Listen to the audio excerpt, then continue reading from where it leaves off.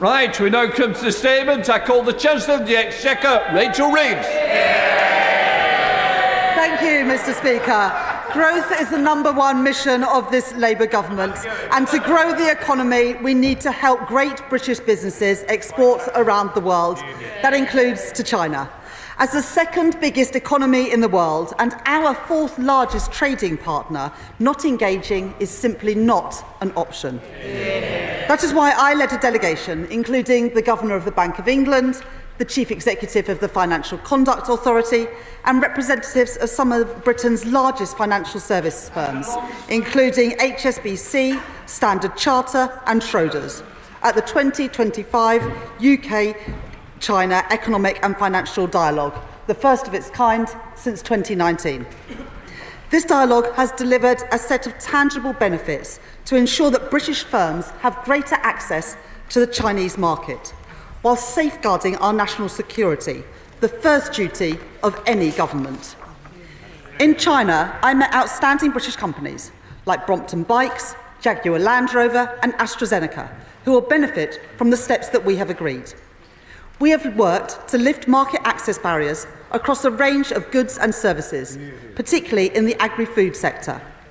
On financial services, we have successfully secured new licences and quota allocations for UK firms to improve operating access in China. And we agreed to cooperate further, including by renewing our shared commitment to the UK-China Stock Connect scheme, first launched in 2019, deepening our cooperation on wealth management through a UK-China Wealth Connect scheme, and progressing initiatives on pensions and sustainable finance, delivering significant benefits for UK firms and for the City of London.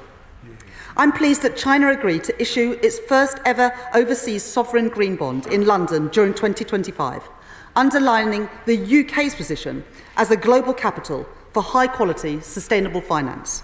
Mr. Speaker, the UK is a global leader in financial services, and there are significant opportunities to expand our presence in new markets. The tangible outcomes that we have delivered this week will help to deliver that.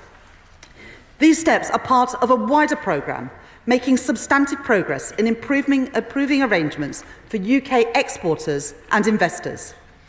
This is reflected in new agreements on vaccine approvals, fertiliser, whisky labelling, legal services, automotives and accountancy, which has set us on course for this dialogue to unlock £1 billion of value for the UK economy.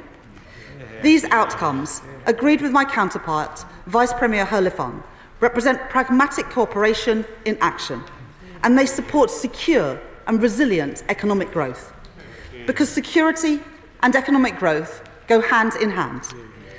This means finding the right way to build a stable and balanced relationship with China in our national interest, one that recognises the importance of cooperation in addressing the global issues we face, competing where our interests differ, and challenging robustly whenever that is required. In Beijing and Shanghai, I was clear that whilst we must cooperate on areas of mutual interest, we will confidently challenge on areas where we disagree. I expressed our country's real economic and trade concerns to the Chinese, including trade imbalances and economic security. And I raised concerns about Russia's illegal war in Ukraine, human rights and restrictions on rights and freedoms in Hong Kong, including the case of Jimmy Lai and the completely unjustified sanctions against British parliamentarians. A key outcome of this dialogue is that we have secured China's commitment to improve existing channels so that we can openly discuss sensitive issues and the ways in which they impact our economy. Because if we do not engage with China, we cannot raise our real concerns. This dialogue is just one part of our engagement with trading partners right across the world. Since becoming Chancellor, I've been to New York, Washington, Toronto and Brussels to build our global economic relationships, whilst my right honourable friend, the Business Secretary, has travelled to the Gulf to boost trade and investment. And my right honourable friend, the Home Foreign Secretary, is engaging with partners all over the world to deliver growth which benefits people across the United Kingdom. Because we must continue to go further and faster in driving economic growth to make working people better off. That is why yesterday the Prime Minister launched our AI Opportunities Action Plan to throw the full weight of government behind artificial intelligence in the UK, revolutionising our public services and making our economy more productive. It is why next week I will be meeting with business leaders, investors and entrepreneurs at the World Economic Forum meeting in Davos to make the case that the UK is one of the best places in the world to invest. And in the coming weeks, I will be setting out further details of our plans to kickstart growth in the economy after 14 years of failure from the party opposite. Shadow Chancellor Checker Belstride. Mr. Speaker, thank you. Can I at the outset say it is good to see the Chancellor in her place and to thank her for advance sight of her statement. Mr. Speaker, I know that the Chancellor has been away, so let me update her on the mess that she left behind. The pound has hit a 14-month low. Government borrowing costs are at a 27-year high. Growth has been killed stone dead. Inflation is rising, impacting millions. Interest rates are staying higher for longer, and business confidence has fallen through the floor. The party opposite talked down the economy. They crippled businesses with colossal taxes, breaking all their promises. This is a crisis made in Downing Street. And Mr. Speaker, it should hardly surprise the Chancellor that international markets are uneasy.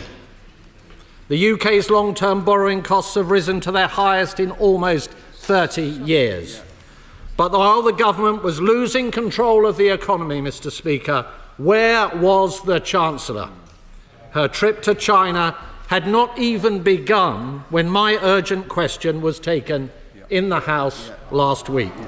She was still in the country.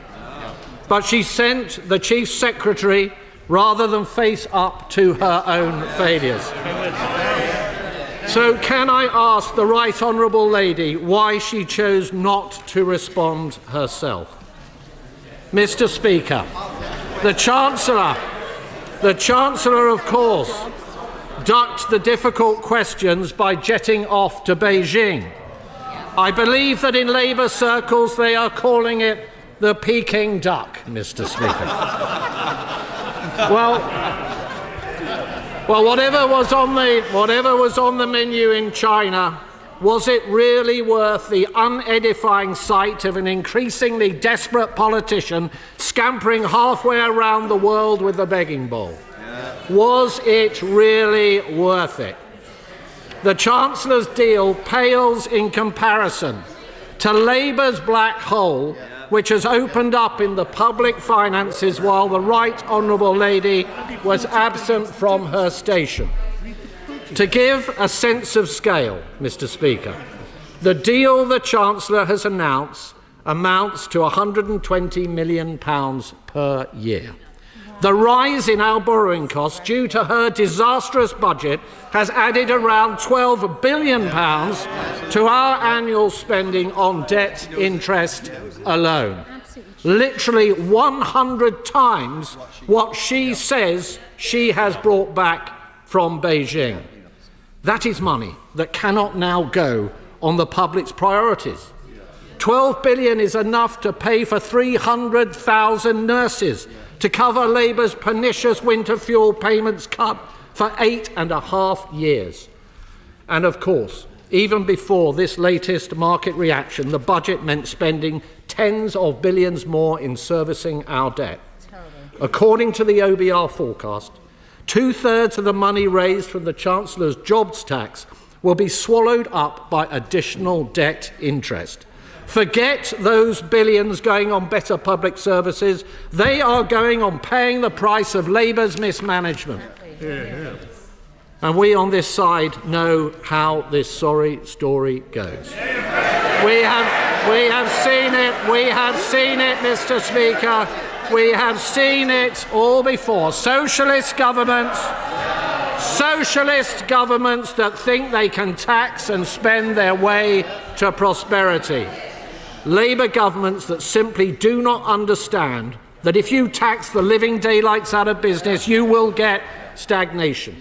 They do not understand, Mr. Speaker, because there's barely a shred of business experience on the front bench opposite. And can I ask the Right Honourable Lady, which of her promises will she break if in March the OBR judge that she is now in breach of her own fiscal rules? Will she cancel promised spending? Will she ramp up borrowing? Or will she raise taxes yet again? Mr. Speaker, this whole sorry tale is nothing short of a Shakespearean tragedy, playing out before our eyes. This is the Hamlet of our time. They promised the electorate much while pouring the poison into their ear. At the end, you can feel the end. The Chancellor flailing, estranged it seems from those closest to her, those about her falling, the drums beating ever closer. To go or not to go, that is now a question. The Prime Minister will be damned if he does, but he will surely be damned if he does not. The British people deserve better. Yeah. Chancellor of the Exchequer. Mr. Speaker, the Shadow Chancellor is simply not serious. I mean, I've been on that side for 14 years. I think that usually when you have a statement, you ask some questions. Now, we heard a lot from the Right Honourable gentleman about what he wouldn't do. But we've heard absolutely nothing about what he would do. Now, you can now see what happens when the leader of the opposition tells the shadow cabinet they shouldn't have any policies. Because, as far as I can tell, the Conservative Party's economic strategy is to say that the UK should not engage with the second largest economy in the world.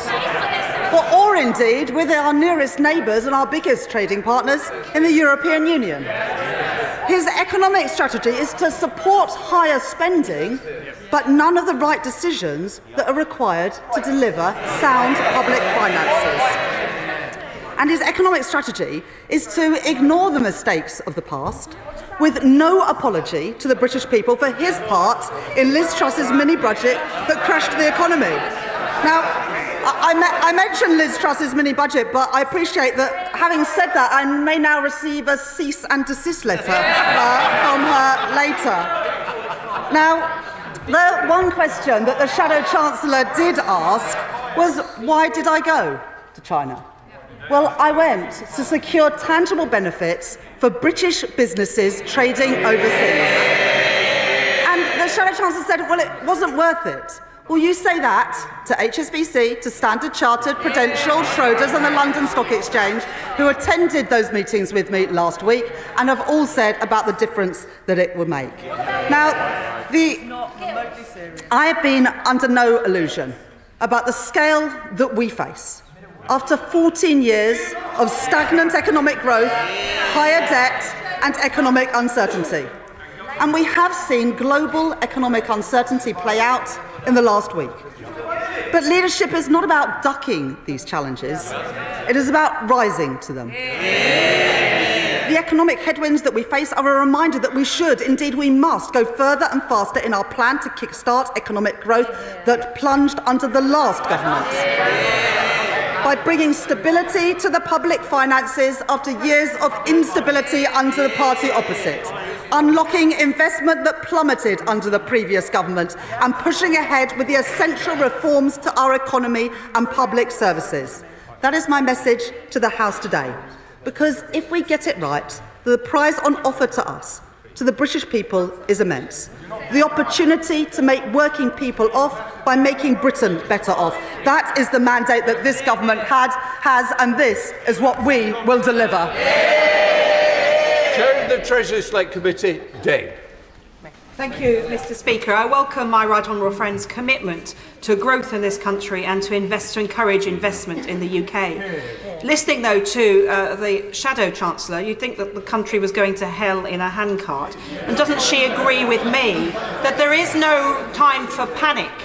that it is perfectly possible to manage any pressures on the budget through astute management of public spending, and that compared with the years of austerity on the last side, we are a very, very long way from that approach. Chancellor. I thank the Chair of the Select Committee for that question. I set out the fiscal rules of this government at the budget in October, that we will pay for day-to-day spending through tax receipts and that we will get debt down as a share of the economy. We remain committed to those fiscal rules and we will meet them at all times. Liberal Democrat spokesperson Daisy Cooper. Thank you, Mr Speaker, and I'd like to thank the Chancellor for advance sight of her statement. Let's be blunt. The budget hasn't worked. The Chancellor says that the government's #1 mission is growth, but to date there are no signs that the government is going to deliver it. The national insurance contributions rise is self-defeating. It undermines growth, it does not unleash it, and it piles pressure onto struggling small businesses and high streets. Neither does it raise anything like the sums of money for the NHS which the government initially suggested that it would. Now we have this much-lauded visit to China. But the government itself says that it is only worth £600 million to the UK over the next 5 years. This is equivalent to just 5.5 hours of NHS spending a year. That is 27.5 hours over the 5-year period. Mr Speaker, all growth is welcome, but this really is small beer. And what, Mr Speaker, are we to make of the Chancellor's pledge to improve existing channels with China? This is nothing short of warm words and mixed messages. The Chancellor should not have gone to China unless there was a commitment that Jimmy Lai was going to be released. Does the Chancellor now accept that the national insurance increase will damage growth? Does the Chancellor accept that there were and still are much fairer ways to raise the necessary revenue without holding back our economy and our high streets? The international market jitters we have seen in the last few days are largely caused by the threat of tariffs by the new Trump administration. So will the Chancellor guard against the risks of a Trump presidency by rebuilding our trading relationship with our European neighbours? And after the economic vandalism of the previous Conservative government and their mini-budget, our NHS and care services are still on their knees. Does the Chancellor accept that wealth and health are two sides of the same coin, and that scaling back any investment in the NHS would not only be devastating for local communities, but also damaging for economic growth?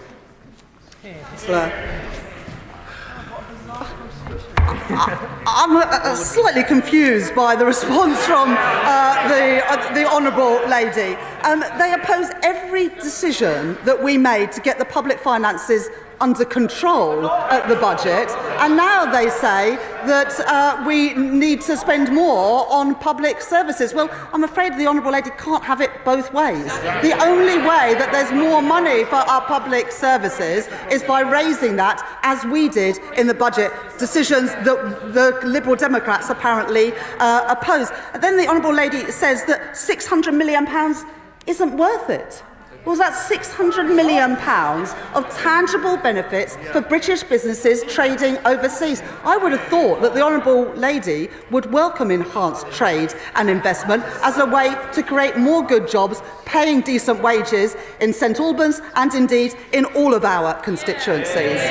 Now, the Honourable Lady says that we shouldn't go to China because we need to raise difficult issues. Well, I'm not sure how the Honourable Lady thinks we're going to raise difficult issues unless we engage with the second biggest economy in the world. And because I went to China, I was able to raise issues around human rights, around forced labour, around Hong Kong and Jimmy Lai, and around the sanctioning of parliamentarians. You can't raise those issues unless you are in the room. I was in the room and therefore able to do just that. And I would finally just say to the Honourable Lady, this is the party that put £20 billion into the National Health Service at the budget in October. We were able to do that because of difficult decisions that we took, including on taxation. The Honourable Lady seems to want the additional money for public services, but without finding any way to pay for them. Well, that is the way that the party opposite got into the troubles they got into. I'm afraid the Liberal Democrats are going down exactly the same path. Rachel Blake. Thank you, Madam Deputy Speaker. Can I thank the Chancellor for raising the case of my constituent, Jimmy Lai? I know it will mean a lot to him and to his family. And does she agree with me that it is because of the profound differences that it is vital that we maintain this strategic engagement? Chancellor. I thank my honourable friend for what she's just said, and I think on behalf of the whole House we would want to send our best wishes to the family of Jimmy Lai at this difficult time. I had the opportunity to raise this as well as other issues during my time in China, and I think it is incredibly important that at every opportunity that we have, we raise some of the difficult issues and challenge the Chinese authorities in the way that is appropriate and consistent with our British values. Sir Ian Duncan-Smith. Madam Deputy Speaker, the economic and financial dialogue was stayed because of the brutal imposition of the national security law in Hong Kong. So when the Chancellor and the government now go back to engage and reopen that dialogue, she does so on the back that things have got worse, not better. And the reality I want to put to her is that while she was away, Cheyenne refused point blank in a select committee to answer the question whether they had slave labour in their supply chains, but the government wants them to register here in London. We have solar arrays being imported by the government here into the UK that demonstrably contain slave labour. So can I ask the Chancellor to be clear now to the House about the government's position on slave labour? Can she explain whether this government will allow any products or services or companies to align themselves here or import goods into here that contain any slave labour, no matter how important that import is? Chancellor of the Exchequer. I thank the right honourable gentleman for that question, and I know how importantly he takes this issue, along with so many other members on both sides of the House. Listing of companies in the UK is a decision for the Financial Conduct Authority, but any company listing on the London Stock Exchange has to live up to the responsibilities set out by the United Nations and the OECD on issues of forced labour, and this government is committed to working with international partners and businesses to ensure that global supply chains are free from human and labour rights abuses. As the right honourable gentleman knows, under Section 54 of the Modern Slavery Act 2015, commercial businesses who operate in the UK and have a turnover of more than £36 million are required to report annually on the steps they have taken, and quite right so, because modern slavery is absolutely abhorrent and this government continues to take steps to deal with it. Stephen Sander. Thank you, Madam Deputy Speaker. Firstly, may I remind members opposite that UK bond yields are rising for the same reason German and French bond yields are, and that is because they are tracking the US rate. They never were very good at numbers, Madam Deputy Speaker. The Chancellor set out her economic philosophy that our prosperity is built upon secure foundations, indeed in a more uncertain world. Can the Chancellor set out how she is building that economic security here, and particularly with reference to having domestic energy rather than dependent on foreign fossil fuel dictators? Chancellor of the Exchequer. I thank my honourable friend for that question, and he is absolutely right that economic growth has to be built on strong foundations, and that is the approach of this government. And indeed, our mission to make Britain a clean energy superpower is consistent with that, because if we can wean ourselves off fossil fuels and dictators for oil, then we will be more secure in our economy because we do not have to import so much from overseas. Dame Harriet Baldwin. Thank you, Madam Deputy Speaker. It's good to see the Chancellor back from China, and it's good to hear her reiterate that growth is her #1 mission, because we haven't had any growth since her budget. And I just would like to ask the Chancellor today, because accepting responsibility is the first step in solving a problem, will she accept that her budget last October has caused business confidence and growth prospects in this country's economy to plunge? I thought for a moment that the honourable lady was going to apologise for Liz Truss's mini-budget, maybe on another opportunity. Yuan Yang. Thank you, Madam Deputy Speaker. I thank the Chancellor for raising the case of Jimmy Lai. I hope the government will in future as well press on the case of pensions owed to BNO constituents of Early and Woodley and across the UK who have moved here from Hong Kong. I was surprised to hear the Shadow Minister advocate the kind of knee-jerk responses to inter-day movements in market prices. It's this kind of short-termism, I would argue, Madam Deputy Speaker, that has led the party opposite to have 5 Chancellors in only 4 years. Can our Chancellor reassure us that she will not be misled by such short-termism and instead keep her focus on the long-term ambitions of our government to raise living standards and to raise growth? Chancellor. The honourable lady, my honourable friend, is absolutely right. And there has been global movements in international markets in the last week or so, and those have been global in nature. But in the UK, we must do what we can, and that's why I've reiterated today my commitment to the fiscal rules that I set out in the budget in October, and reiterate that growth is the #1 mission of this government. Growth built on stability, which came through securing the public finances, through investment, including through the National Wealth Fund and GB Energy, and reform of our pension system, our planning system to make it easier to build in Britain, getting people back to work and reforming our pension system. This government is cracking on after 14 years of failure from the party opposite. Esther McVeigh. Did the Communist Party of China tell the Chancellor she was doing a good job running the UK economy or a bad job running the UK economy when she was there? I wasn't seeking assurance from any foreign government of the performance of this government. What I was seeking to do, and what I achieved in China, was getting tangible outputs for British businesses trading overseas, helping create more good jobs, paying decent wages here in Britain, something that the party opposite absolutely failed to do in 14 years. Tim Rocker. Thank you, Madam Deputy Speaker. Can I thank the Chancellor for her statement, and I particularly welcome the fact that she raised the issue of Jimmy Lai and human rights in Beijing. I think that's really, really important. After 14 years of inconsistency on China by the party opposite, does she agree with me that we need a cross-Whitehall strategy and a pragmatic approach? Chancellor. I think what is really important is that we take decisions in the national interest for Britain. And to take decisions in the national interest, that does mean engaging with our trading partners all around the world, which is why, since being appointed as Chancellor, I've been to Brussels to reset our relations with the European Union, as well as being in Washington and New York to welcome investment from overseas. And that's why I was in China, securing £600 million worth of benefits for UK businesses doing business in China. Stephen Flynn. Thank you, Madam Deputy Speaker. Will the Chancellor of the Exchequer do what the Prime Minister refused to do yesterday and rule out future spending cuts? Chancellor. I'm not going to write 5 years' worth of budgets in the first 6 months of Labour government, but I'm absolutely committed to meeting the fiscal rules that I set out in the budget October, because we know what happens when governments lose control of the public finances, and that is they crash the economy and end up on that side of the House.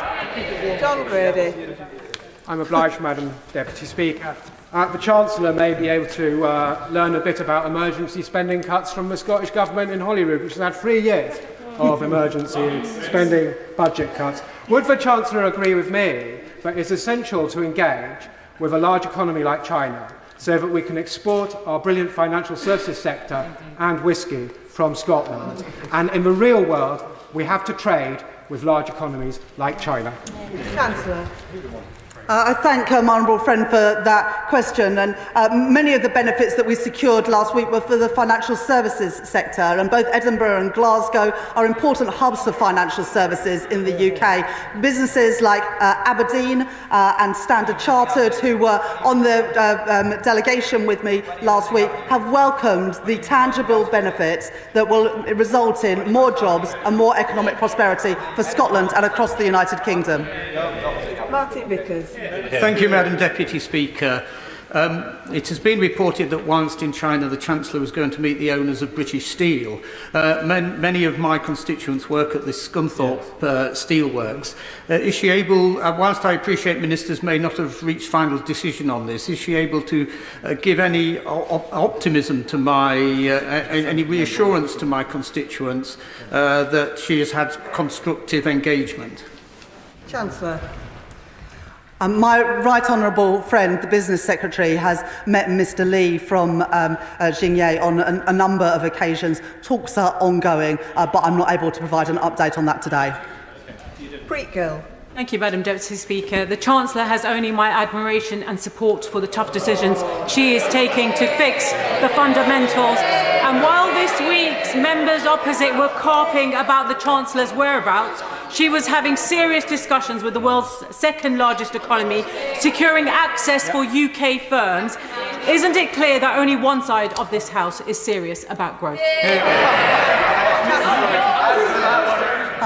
I will always stand up for Britain's national interest and Britain's economic interest, which is why I am helping British businesses, some of our best British businesses, to export around the world. That's what I'm doing, did in China at the weekend, and that is what I will continue to do, always standing up for our economic interest.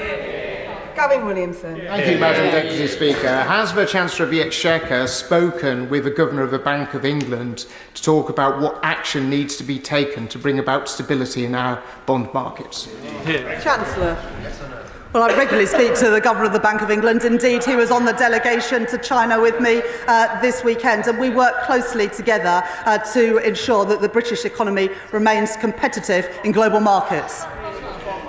Katie White. Thank you, Madam Deputy Speaker. I'm quite surprised at the audaciousness of the benches opposite, who oversaw the debt levels rise over the last 14 years. It's just a shame they didn't turn their minds to it earlier. But does the Chancellor agree that serious discussions like these can deliver not just on our economic aims, but on our wider climate and international objectives? Chancellor. Well, I thank my honourable friend for that question.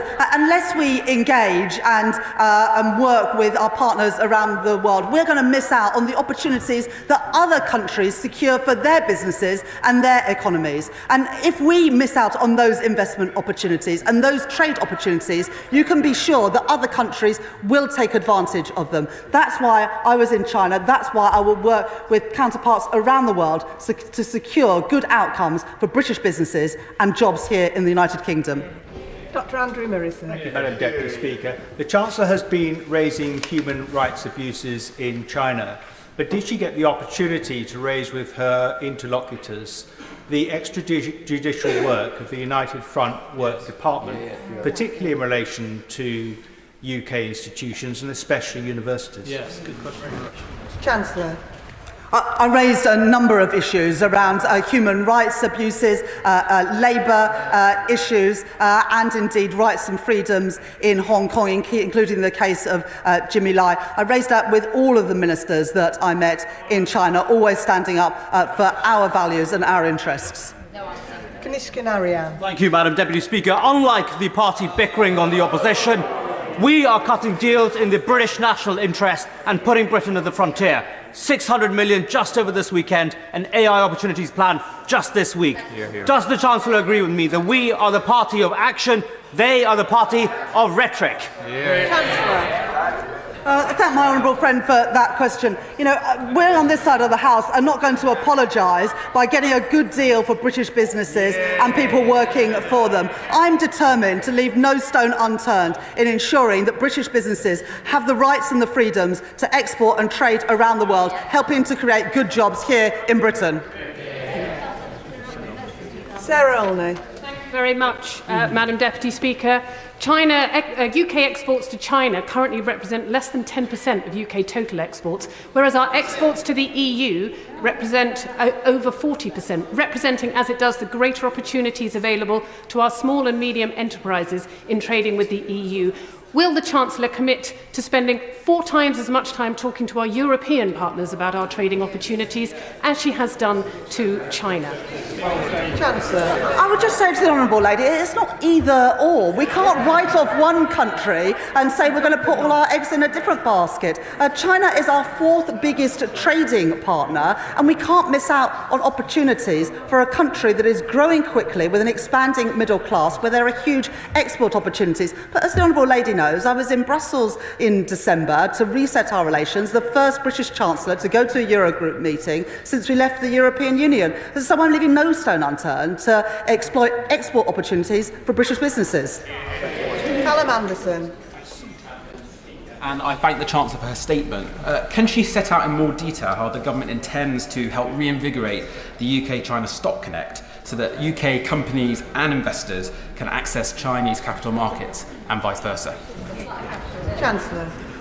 Stock Connect is an initiative first set up by former Conservative Chancellor Philip Hammond to improve links between the Shanghai and the London stock exchanges to help Chinese businesses access capital on UK financial markets. That's good for financial services firms operating in London, and the enhancement of that Stock Connect scheme at the weekend offers new opportunities for British businesses in financial services in the UK. Dr. Luke Evans. Thank you, Madam Deputy Speaker.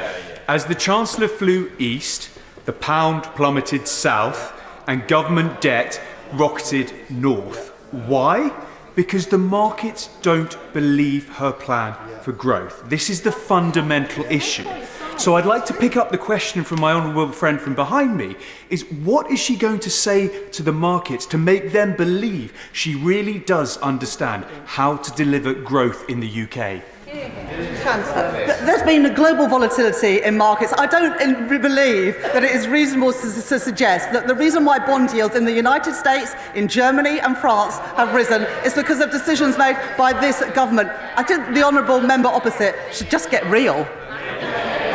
Brian Leishman. Thank you very much, Madam Deputy Speaker, and thanks to the Chancellor for her statement. In regards raising money for public services, then an annual wealth tax on the multimillionaire and billionaire class would certainly achieve that. However, a conversation for another day. On to China. My right honourable friend and I have had previous discussions regarding the closure of the Grangemouth refinery, of which PetroChina, part of the Chinese state-owned China National Petroleum Corporation, is heavily involved in. If the refinery closes, then thousands of jobs will be lost. This is not just a constituency issue for me, it will impact all of Scotland, as our fuel and national security will be severely weakened. Did the Chancellor speak about the issue with her Chinese counterparts, and if not, will she do so? Chancellor. I thank my honourable friend for that question. We're working closely with the Scottish Government to ensure that there's a bright future for the people of Grangemouth, because deindustrialisation should not be the future for communities, including in Scotland. Richard Tice.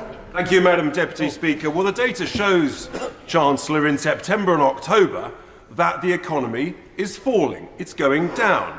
And the markets are expressing their clear concerns, the currency markets, the bond markets, in selling off, that actually there is no growth and that the economy continues to fall. If the Chancellor is so confident, can she confirm to the House when the economy will start growing again? Chancellor. I thank the honourable gentleman for that question. Growth is the #1 mission of this Labour government. But the truth is, it's not possible to turn things around quickly after 14 years of lacklustre growth and declining living standards from the party opposite. But we're leaving no stone unturned, which is why last week in China we secured £600 million worth of tangible benefits for the UK economy, helping great British businesses exporting overseas. Nestle Calixcan. Thank you very much, Madam Deputy Speaker.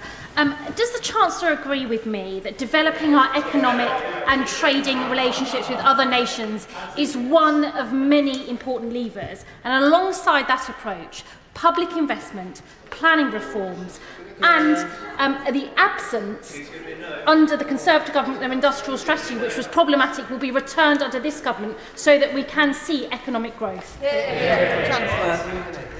The best way to grow an economy is to boost investment in an economy. And the truth is, under the Conservatives, we were the only G7 economy where investment stood at less than 20% of GDP. That is the inheritance that this party was bequeathed by the party opposite. And we're beginning to turn that around by the creation of a national wealth fund to leverage in private sector investment, planning reform to get Britain building again, and pensions reform to unlock £80 billion of investment to help small and start-up businesses to grow.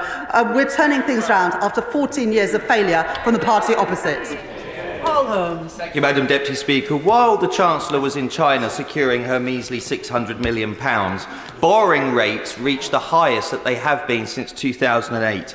And in 2023, she said her budget would be a budget with real ambition to fix the foundations, a budget that would rebuild Britain.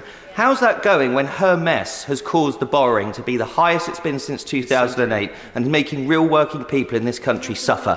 Chancellor. I'm not sure if the honourable gentleman follows global financial markets, but borrowing costs for countries around the world have increased. But what we saw under Liz Truss's mini-budget was something unique to the United Kingdom, where it was just UK markets affected because of the decisions by the party opposite. Chris MacDonald.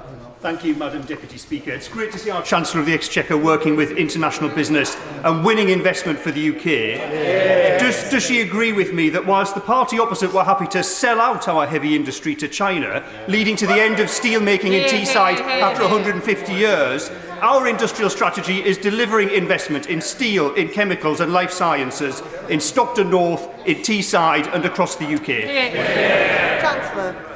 The National Wealth Fund created by this government is to get investment into industries like carbon capture and storage, green hydrogen, ports, and indeed in steel. And we were really pleased at the end of last year to be able to announce investment in carbon capture and storage in Merseyside and Teesside, securing billions of pounds of investment into those economies and securing many thousands of jobs. Luke Murphy. Thank you, Madam Deputy Speaker, and I thank the Chancellor for her statement. I do think it's worth reminding the House that under the previous government, business investment fell to 28 out of 31 OECD countries, lower than Latvia, Slovenia and Hungary. Could the Chancellor set out how our industrial strategy is going to overcome this terrible legacy on business investment left by the party opposite? Chancellor. Well, one of the reasons for such poor investment and the lowest investment out of all the G7 economies is because our planning system makes it so hard to get anything done in this country. And that's why the planning and infrastructure bill that's being brought forward by my right honourable friend, the Deputy Prime Minister, will turn that around, making it easier to invest in transport, in digital, in housing and so much more. That is the way to get our economy growing after 14 years of failure. Carla Lockhart. Thank you, Madam Deputy Speaker, and can I thank the Chancellor for her statement. China, New York, Washington, Toronto and Brussels to build economic relationships, yet won't take time to speak with the Ulster Farmers Union, the NFU, the Farmers Union of Wales, the NFU Scotland, to hear first-hand the devastating impact that her death tax is going to have on family farms and small businesses. When will the Chancellor realise no matter what deals she does around the world, and I welcome them, Rome is burning around her. Agriculture is the backbone of our economy, and therefore will she commit to meet with me on behalf of the thousands of farmers whose farms are going to be decimated by her death tax? Chancellor. I've had the opportunity on a couple of occasions now to meet the First Minister and the Deputy First Minister from Northern Ireland, and I'm sure that my right honourable friend, the Environment Secretary, would be happy to meet with colleagues from Northern Ireland. But the truth is, Madam Deputy Speaker, we inherited a £22 billion black hole in the public finances from the party opposite, and to ensure that we can stabilise our public finances, we had to make difficult decisions on taxes. And at the moment, we hear from the party opposites they don't like the increases in taxes, but they want the increases in public spending. Well, Madam Deputy Speaker, you can't have it both ways. Polly Billington. Thank you, Madam Deputy Speaker, and I welcome my right honourable friend's statement. Could she elaborate further how this visit and the discussions she has started are not just consistent with, but are a vital part of the government's approach to China? Cooperate where we can, compete where we need to, and challenge where we must. Chancellor. I thank my honourable friend for that question. This was the first economic and financial dialogue between our two countries since 2019, and since then other countries around the world have continued to engage with China, securing tangible benefits for their economies. I don't want UK businesses and people working in our country to miss out, and that's why this weekend we secured £600 million worth of tangible benefits for businesses exporting to China, therefore helping to create more good jobs, paying decent wages in our country. Nick Timothy. Thank you, Madam Deputy Speaker. I'm slightly worried that investors will be watching this statement and wonder what planet the Chancellor is on. She just said that she's investing in transport infrastructure. She's actually cutting transport capital budgets.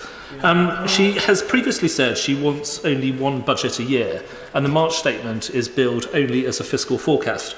Can she rule out any new tax rises or departmental spending cuts in the March budget, in the March statement, or will the fiscal forecast become an emergency budget? Chancellor. We've committed to have just one budget a year to provide businesses with the certainty that they need to invest. So we will have an update from the OBR in March. But I can also give this commitment. I set out, as I've already said, the fiscal rules that we will balance day-to-day spending with tax receipts, and we will get debt down as a share of GDP within the forecast period, and we will continue at all times to meet those fiscal rules. Tony Vaughan.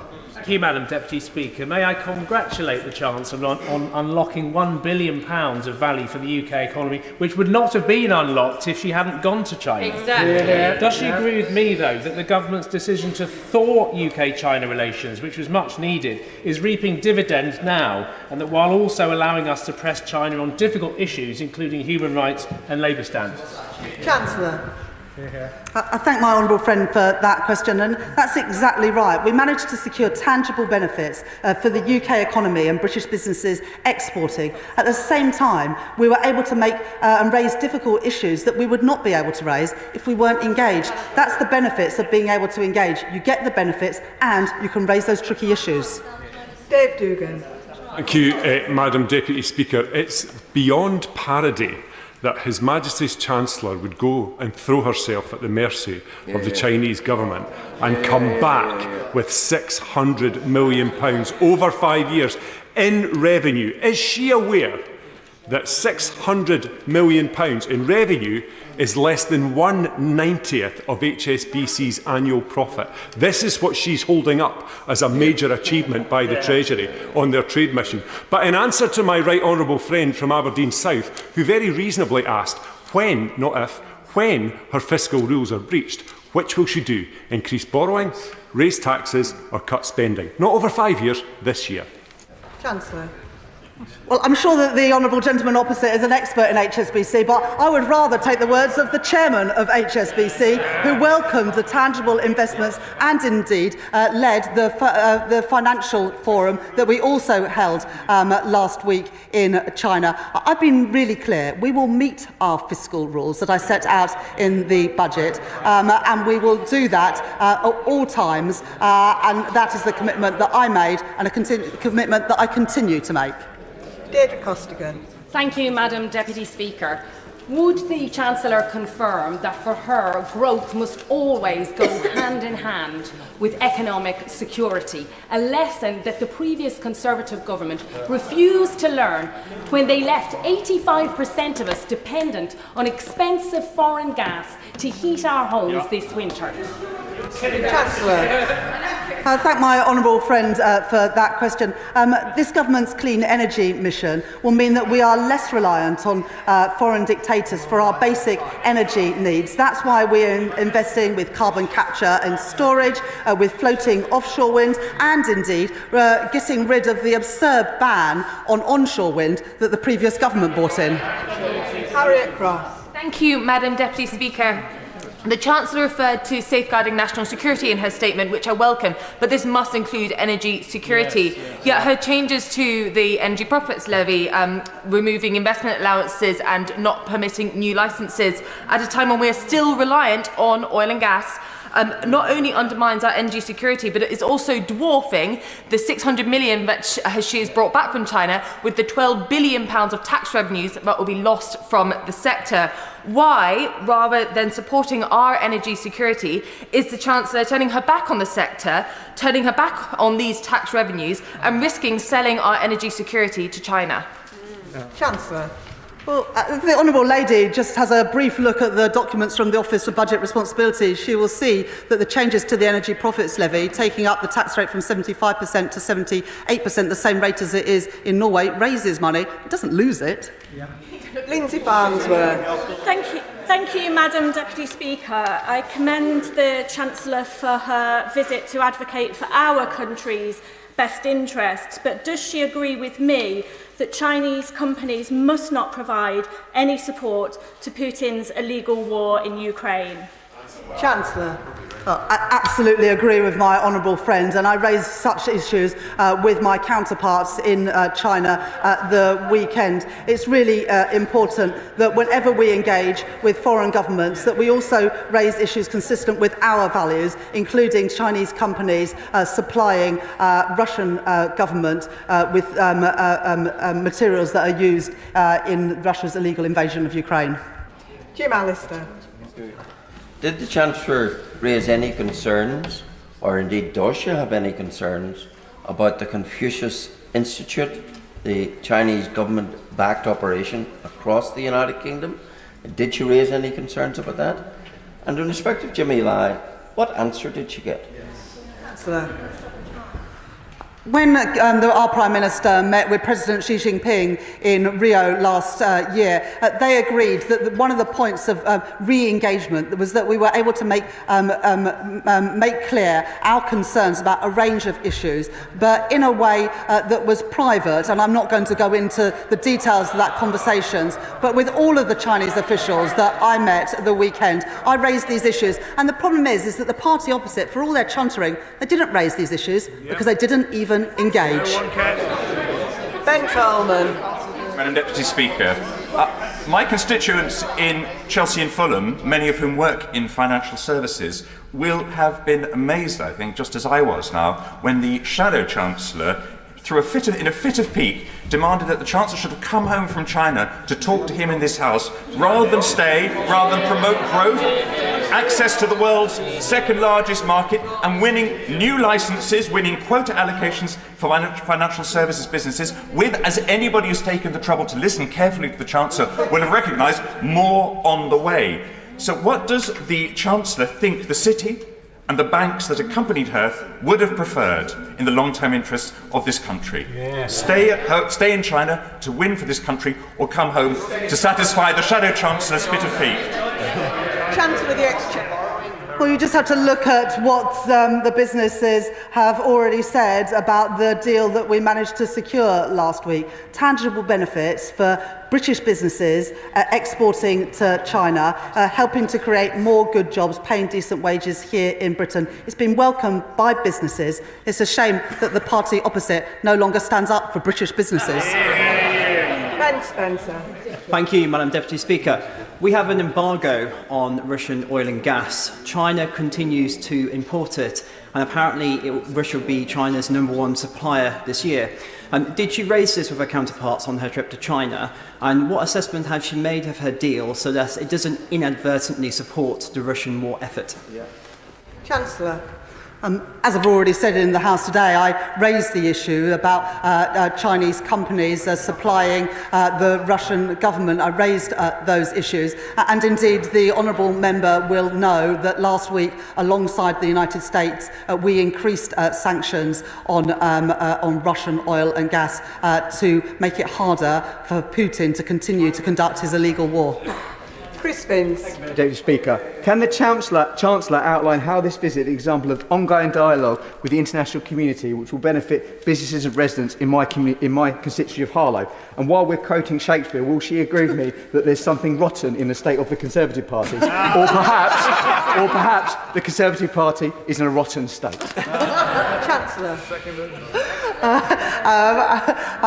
glad that my honourable friend has used the 50 minutes of this statement to come up with such a good line. Look, my honourable friend is absolutely right that many people working in Harlow work in the financial services sector and will very much welcome the enhanced licences and quotas and licences, incidentally, that many other countries and their banks already have because their governments have engaged with China. Those are opportunities that we've missed out on in Britain for far too long because for 6 years we failed to be involved in an economic and financial dialogue whilst other governments cracked on and made sure that they supported and stood up for their national interest.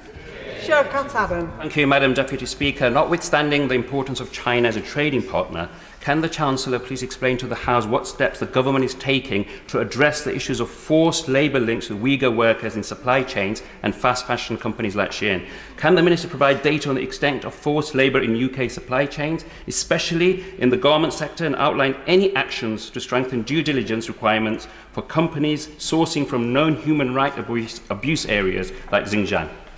Chancellor.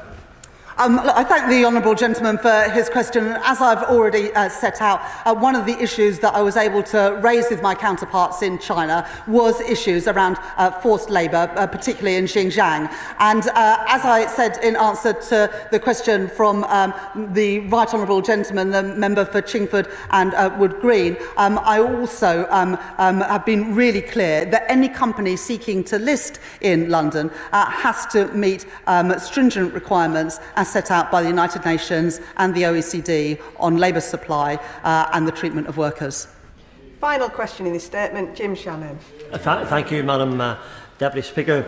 Whilst I welcome the UK-China Economic and Financial Dialogue Agreement, however, as Chair, and the Chancellor will know this, however, as Chair of the APPG for Freedom of Religious Belief, I have repeatedly in this House highlighted human rights abuses in China, with the Uyghur Muslims, with Tibetan Buddhists, with Christians in Hong Kong and China. How will the Government and the Chancellor ensure safeguards to British money and goods are put in place to ensure that economic engagements do not directly support these violations?